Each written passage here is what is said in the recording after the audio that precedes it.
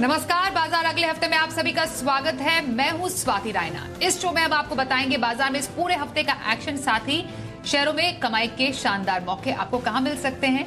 आप भी अपने सवाल हमसे पूछे, व्हाट्सएप करें, हमारा नंबर है 9582222266। इसके अलावा सोशल मीडिया प्लेटफॉर्म्स पर भी सवाल भेज सकते हैं। फेसबुक पर @ZBusiness ऑनलाइन और ट्विटर पर @ZBusiness पर अपने सवाल भेजें। #बाजार आज और कल जरूर लिखिए।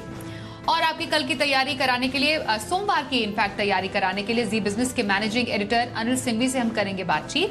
और साथ ही एक और खास मेहमान, ट्रेड स्विफ्ट ब्रोकिंग के डायरेक्टर संदीप जैन हमारे साथ है। संदीप जी, स्वागत करते हैं आपका शो में, और इनसे भी करेंगे बातचीत। और जी बिजनेस रिसर्च टीम से मेरे सहयोगी आशीष चतुर्वेदी बताएंगे अगले हफ्ते के अहम ट्रिगर्स।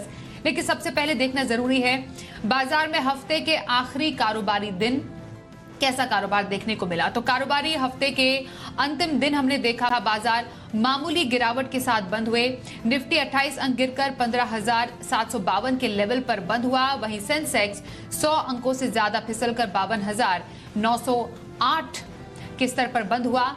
बैंक निफ्टी 114 अंकों की तेजी के साथ 33,539 के स्तर पर बंद होने में कामयाब रहा। और आइए एडिटर्स टेक में अनिल जी से समझते हैं आज के बाजार की खासियत क्या रही। हफ्ते के आखिरी दिन भारतीय बाजारों में जबरदस्त एक्शन वाला दिन नजर आया। देखिए, शुरुआत हल्की कमजोरी के साथ होना निश्चित था, क्योंकि ग्लोबल मार्केट से, खासतौर से अमेरिका से कमजोरी के संकेत थे। कच्चा तेल तेजी से गिरा, लेकिन उसका फायदा हम उठा नहीं पाए, क्योंकि करेंसी मार्केट की भी शुरुआत थोड़ी सी कमजोरी के साथ होती दिखी। बड़ी खबरों वाला दिन था। सोने पर और पेट्रोलियम प्रोडक्ट्स पर ड्यूटी बढ़ने की जो खबरें आई वो बड़ी चौंकाने वाली थी। इन सब के चलते बाजार खुले कमजोरी के साथ, और खुलने के बाद जब ये खबरें आई तो ऑयल एंड गैस स्पेस के सारे शेयर बड़े तेजी से गिरे, खासतौर से रिलायंस, और इसने बाजार की कमजोरी को लीड किया। न सिर्फ बाजार ने 15,700 का लेवल तोड़ा, उसके तो खैर नीचे खुले थे, बाद में 15,600 का भी लेवल तोड़ा, और 15,500 के नजदीक पहुंचते हुए नजर आए हम निफ्टी पर। बस वहीं से सपोर्ट लिया, और मिड सेशन से जो रिकवरी आती दिखी वो रिकवरी बड़ी कमाल की थी, और सेकंड हाफ में बाजारों ने शानदार रिकवरी दिखाई। अच्छा, रिकवरी सिर्फ हमारे बाजारों में हुई ऐसा नहीं है। 300 साढ़े 300 पॉइंट डाउ फ्यूचर्स नीचे थे, वो भी धीमे धीमे रिकवर होते दिखे, और हमारे बाजारों के बंद होने के वक्त हल्के लाल निशान में रहे। रिकवरी की लीडरशिप आई बैंक निफ्टी से। बैंक निफ्टी एग्जैक्टली 33,100 33,200 की रेंज में सपोर्ट लेकर वहां से रिकवर हुआ, और 33,600 तक पहुंचता हुआ नजर आया। तो वहां पर मजबूती कहीं ज्यादा थी। बढ़ने और गिरने वाले शेयरों की संख्या उतनी बुरी नहीं थी जितना इंडेक्स नजर आ रहा था। अगर रिलायंस और ऑयल एंड गैस स्पेस के शेयर छोड़ दें तो बाजार उतने खराब वैसे भी नहीं थे। एक यही स्पेस थी जो ज्यादा दबाव बनाने का काम कर रही थी। तो कह सकते हैं कि सीरीज के पहले दिन, हफ्ते के आखिरी दिन, जबरदस्त उतार चढ़ाव दिखा बाजार, और दोनों ही तरफ के ट्रेडर्स शायद मुश्किल में नजर आए। पहले लॉन्ग ट्रेडर्स के स्टॉप लॉस ट्रिगर, और उसके बाद शॉर्ट ट्रेडर्स के स्टॉप लॉस ट्रिगर होते हुए दिखे। फाइनली क्लोजिंग आपकी 15,750 के आसपास, और बैंक निफ्टी की 33,500 से थोड़ा सा ऊपर क्लोजिंग होती दिखी। तो क्लोजिंग उतनी बुरी नहीं जैसा कि ट्रेडिंग सेशन आपको दिन भर के लिए देखने को मिला। तो चलिए, बाजार का पूरा एनालिसिस अनिल जी से हमने समझा। एफआईआईज और डीआईआईज के डेटा भी जरा समझ लेते हैं। एफआईआईज यानी विदेशी संस्थागत निवेशकों ने कैश मार्केट में करीब 2,324 करोड़ रुपए की बिकवाली की है। तो वहीं डीआईआईज यानी घरेलू संस्थागत निवेशकों की तरफ से करीब 1,310 करोड़ रुपए की खरीदारी के आंकड़े सामने आए हैं।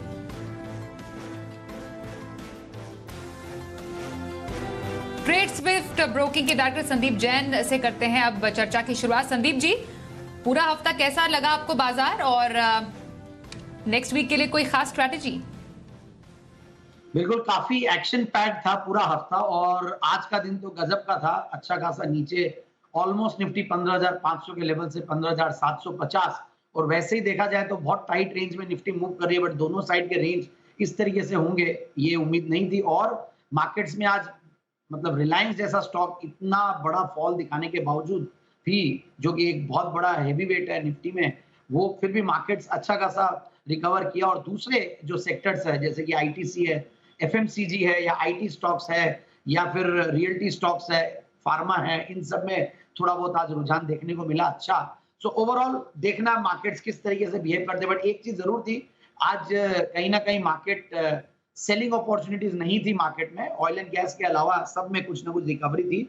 सो आई फील कि मार्केट्स कहीं ना कहीं आज मंडे को, हालांकि यूएस मार्केट्स बंद है इंडिपेंडेंस डे के चलते, तो थोड़ा सा मार्केट्स कॉशियस भी रहता है। और एफआईआईज पर्टिकुलरली 3 दिन की अब एक्सटेंडेड वीकेंड है उनके लिए भी, और इंडिया ओवरऑल यूएस मार्केट्स को ही क्लू लेते हैं इंडियन मार्केट्स।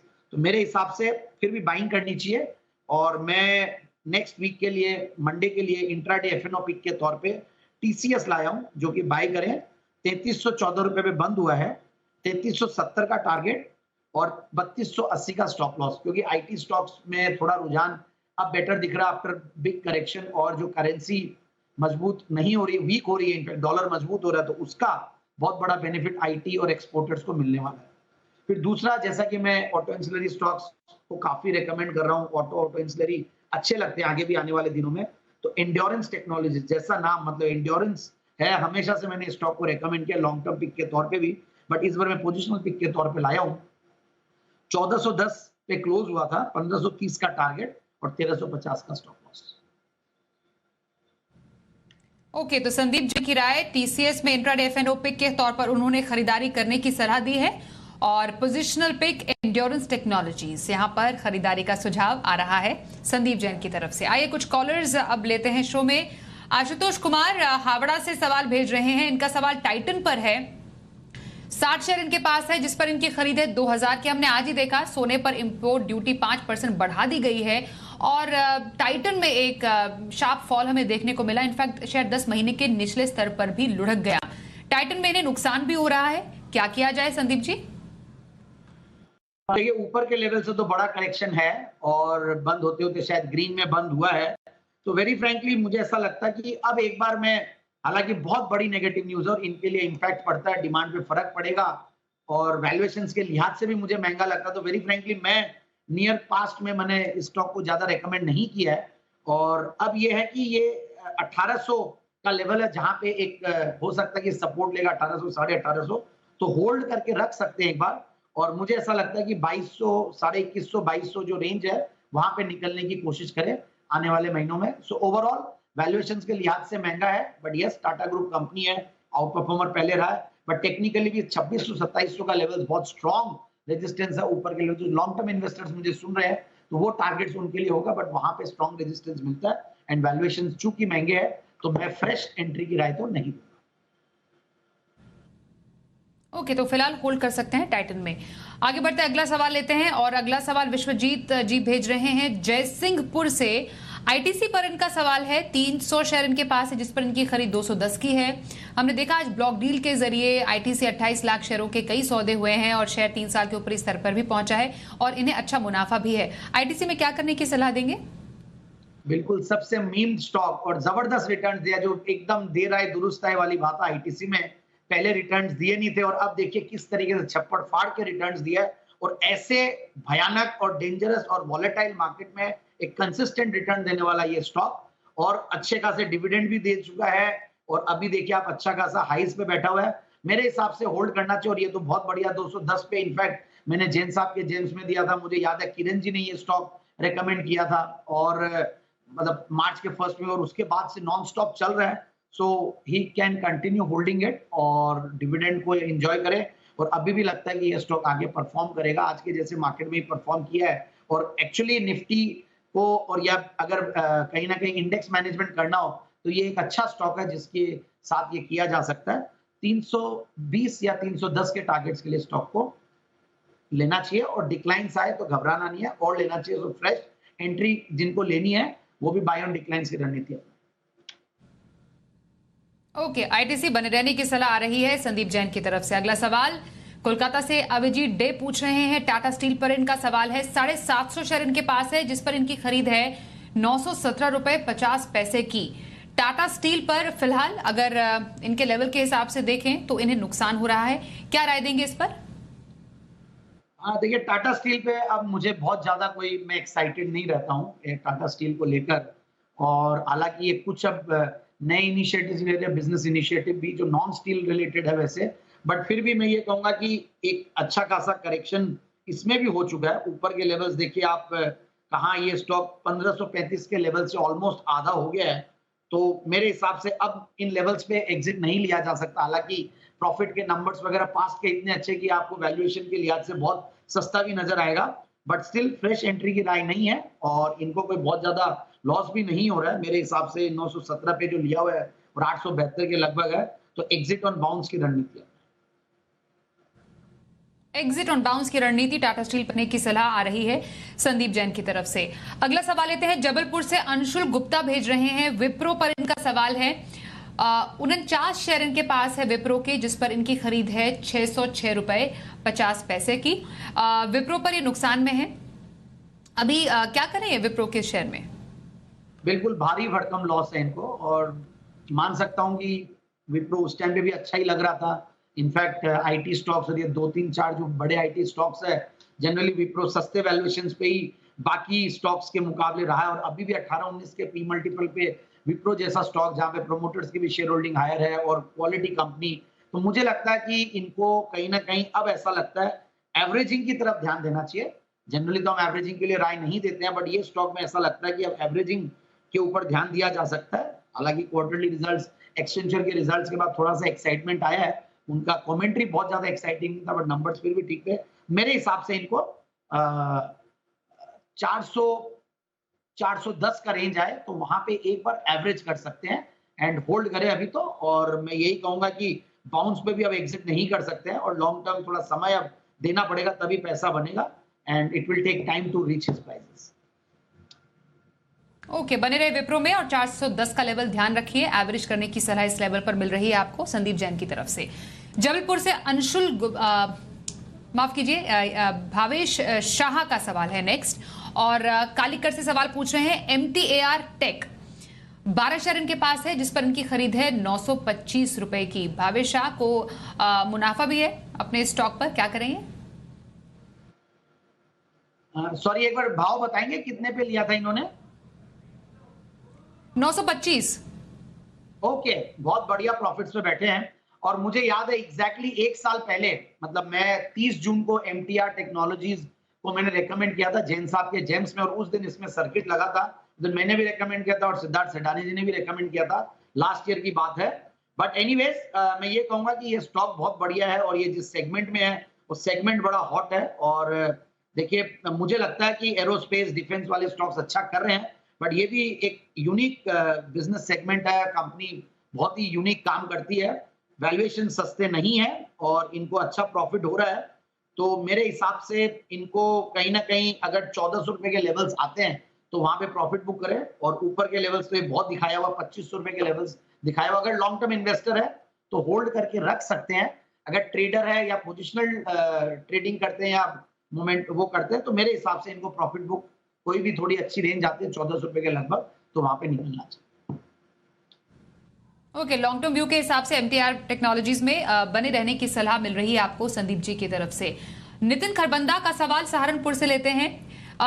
2 सवाल है इनके, 2 स्टॉक्स पर। BSE इनके पास इन्होंने ले रखा है, 381 शेयर है, और खरीद इनकी 754 पर है। बहुत भारी भरकम नुकसान पे बैठे हैं यहाँ पर ये BSE लिमिटेड में। और जुबलेंट फूड, इस पर भी राय लेना चाहेंगे आपसे संदीप जी। 545 शेयर इनके पास है जुबलेंट फूड के, जिस पर इनकी खरीद है 558 की, और इसमें भी इनको है अच्छा खासा नुकसान। क्या करें दोनों स्टॉक्स में? देखिए, BSE में तो बने रहे, और BSE मुझे अच्छा लगता है। देखिए, NSE की लिस्टिंग ऑन कार्ड्स है, और कभी भी लिस्ट होगी जब भी उनके कई इश्यूज चल रहे हैं, बट BSE की रिवैल्यूएशन उसकी वजह से हो सकती है। प्लस ओवरऑल बहुत बड़ा परफॉर्मर रहा। हमने तो सबने हमारे चैनल पे, अनिल जी ने तो काफी बार इस स्टॉक को रेकमेंड किया, मैंने भी किया है, और नीचे के लेवल से अच्छा खासा गया है, फिर बोनस भी आया, सब कुछ है। मेरे हिसाब से घबराना नहीं चाहिए। लॉस तो इनको बड़ा है, बट फिर भी बने रहे, और नीचे आए तो मैं तो कहूंगा कि लेने की ही कोशिश करें, कहीं कोई दिक्कत नहीं है। और दूसरी बात यह है कि जुबिलेंट फूडवर्क्स मुझे समाव ज्यादा अच्छा नहीं लगता। मुझे ये हमेशा स्टॉक महंगा लगा है। मैं ऊपर के लेवल्स पे काफी बार इसके बारे में कह चुका हूं कि मुझे समझ में नहीं आता इतने वैल्यूएशंस, बट यस, ये स्टॉक थोड़ा फैंसीड रहता है, तो मेरे हिसाब से इसमें भी उछाल पे निकलने की ही कोशिश करनी चाहिए, and switch to some other FMCG stock तो ज्यादा अच्छा है। अगले हफ्ते के लिए क्या अहम ट्रिगर्स होने वाले हैं? हमारे साथ है हमारे सहयोगी आशीष चतुर्वेदी। बताइए आशीष, अगले हफ्ते के मेन इवेंट्स कौन से हैं? देखिए, सबसे पहले सोमवार की बात करें तो यहाँ पर बजाज ऑटो जो कि कंपनी बायबैक करने जा रही है, इसकी शुरुआत होगी। लेकिन एक चीज़ आपको बता दूं कि ये बायबैक जो है ये ओपन मार्केट से किया जाएगा, तो यहाँ पर आपको नजर रखनी है। इसके अलावा LIC काफ़ी सारे इंडाइसेस में शामिल हो रहा है। देखिए, मिसाल के तौर पर अगर आप देखें तो BSE 200 है, S&P 500 जो है, BSE 500 100 है, लार्ज कैप है, तमाम जो इंडाइसेस है इसमें LIC की एंट्री होगी। और साथ में JSW स्टील ये एक्स डिविडेंड ट्रेड करेगा। स्टॉक के प्राइस में आपको 17 रुपये 35 पैसे का जो एडजस्टमेंट है वो खुलते ही नजर आएगा। और पेट्रोनेट LNG में भी देखें तो 4.5 रुपये का जो डिविडेंड है इसका असर आपको देखने को मिलेगा। रिकॉर्ड डेट है मैट्रिमनी की, तो यानी एक दिन पहले अगर आपके खाते में शेयर आगे होंगे तो आप बायबैक में हिस्सा ले पाएंगे। 1150 रुपये के भाव पर जो है कंपनी बायबैक करने जा रही है और ये बायबैक जो है ये टेंडर रूट के माध्यम से किया जाएगा, तो अपने आप में काफ़ी बढ़िया है। एक्सप्रो इंडिया 2 पे 1 बोनस शेयर की जो है एक्स डेट है। और ग्लोबल मार्केट्स की बात की जाए तो सोमवार को US के जो मार्केट्स हैं यहाँ पर छुट्टी है, तो बाजार का पे जो है आपको फोकस रख के चलना है। इसके अलावा अगर आप देखें तो 5 जुलाई यानी मंगलवार की बात करते हैं तो मंगलवार में देखिए PTC इंडिया यहाँ पर क्वार्टरली रिजल्ट आएंगे, नतीजे आएंगे कंपनी के, लेकिन चौथी तिमाही के आ रहे हैं जो उन्होंने डिक्लेयर नहीं किए थे तो वो आते हुए नजर आएंगे। और माइंट्री 27 रुपये का एडजस्टमेंट आपको डिविडेंड का जो है देखने को मिलेगा। एम्फेसिस में भी 46 रुपये का एडजस्टमेंट है स्टॉक के भाव में देखने को मिलेगा। गुरुवार को बात करें तो देखिए L&T टेक्नोलॉजीज यहाँ पर 15 रुपये का फाइनल डिविडेंड है। नवीन फ्लोराइन यहाँ पर करीब जो है यहाँ पर भी डिविडेंड का एडजस्टमेंट देखने को मिलेगा। और मिंडा इंडस्ट्रीज यहाँ पर एक बोनस शेयर जो है इसकी भी एक्स डेट होगी, तो यानी स्टॉक प्राइस आपको आधा देखने को मिलेगा। फ्राइडे की बात कर रहे हैं तो TCS के जो है नतीजे आएंगे, इसी के साथ पहली तिमाही का जो नतीजे हैं इसका आगाज़ हो जाएगा। और टाइटन यहाँ पर देखिए 7.5 रुपये का जो डिविडेंड का ऐलान हुआ था इसकी एक्स डेट है और साथ में रिकॉर्ड डेट है मिंडा इंडस्ट्रीज़ के बोनस इशू की एक पर एक की। और ग्लोबल मार्केट की बात की जाए तो US में जो है जॉब्स के डेट आएंगे जून महीने के, तो यहाँ पर आपको नजर रखनी है।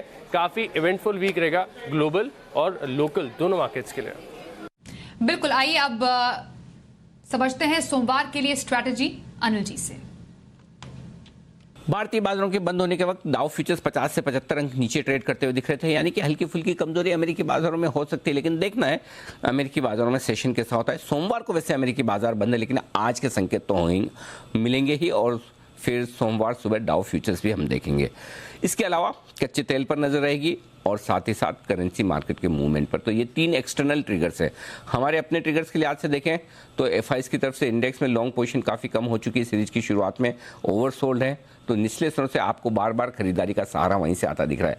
अब जो सोमवार के लिए अच्छा सपोर्ट का काम करेगा वो होगा 15,600 से 15,675 तुरंत प्रभाव से, और ऊपर 15,850 से 15,925 की रेंज है जिस पर आपको नजर रखनी है। बैंक निफ्टी का जहां तक सवाल है 30,100 33,100 33,200 आपके लिए सपोर्ट का काम करेगा और ऊपरी स्तरों पर 33,800 से लेकर 34,000 की रेंज बैंक निफ्टी पर ऊपर की तरफ हो सकती है।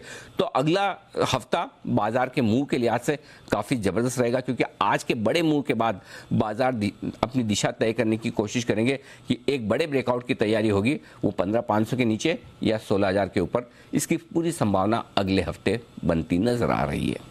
ओके, आइए अब सोमवार के ऑप्शन स्ट्रैटेजी समझते हैं। हमारे साथ मोतीलाल ओसवाल के चंदन तापड़िया है। चंदन जी, बहुत स्वागत करते हैं आपका शो में। सोमवार के ऑप्शन स्ट्रैटेजी कहां रखने की सलाह देंगे? बिल्कुल, नमस्कार, बहुत बहुत धन्यवाद। देखिए, बाजार में आज गिरावट के साथ शुरुआत हुई थी, बट नीचे के स्तरों से निफ्टी लगभग 270-80 पॉइंट रिकवर होकर अपने आप को मामूली 30 अंकों की गिरावट के साथ बंद होने में कामयाब हुआ। वहीं बैंक निफ्टी थोड़ा सा आउट परफॉर्म कर रहा है, तो ऐसा लग रहा है कहीं ना कहीं नीचे के स्तरों पे बाजार में रिकवरी हो रही है और वापस सपोर्ट बन रहे हैं। तो निफ्टी 15,500 के सपोर्ट से वापस 15,888 तक के स्तरों को छू सकता है।